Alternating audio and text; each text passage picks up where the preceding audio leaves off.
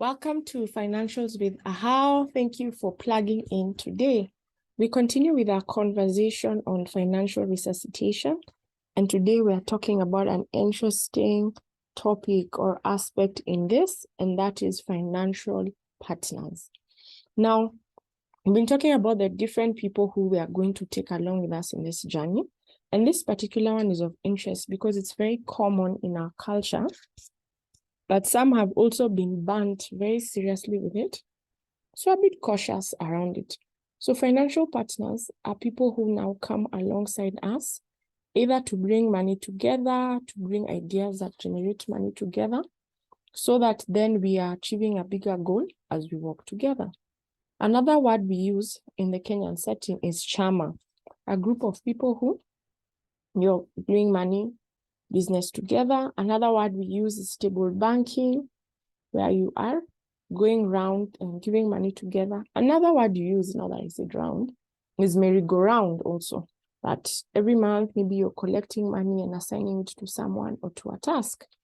Now, the reason why I want to bring us back here, despite the fact that there is a high risk to this, actually, I think in terms of finances, it's one of the most high risk, because you will work with people and people come with different personalities and exceptions and expectations. So you have to be ready just to ensure that you're all aligned and that is met.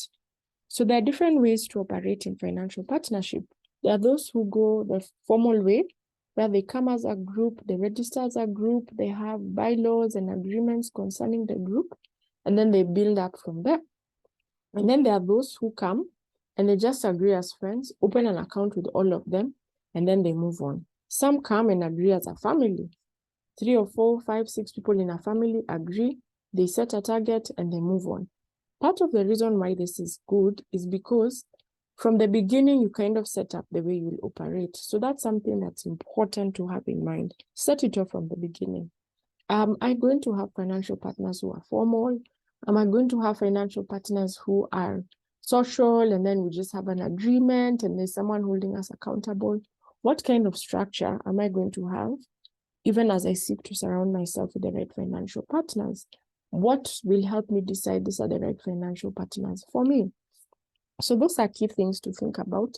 And I'd invite you to even read a bit more on the different kinds of partnerships that you can have with people and the different ways they can be executed. If you're from Kenya or an African nation, find out how you can get your group formalized if that's the direction you want to take, because that also has better security in terms of someone does not live up to the expectations and there's some form of redress that the group gets. I can share 2 stories. So one is an experience a friend of mine had.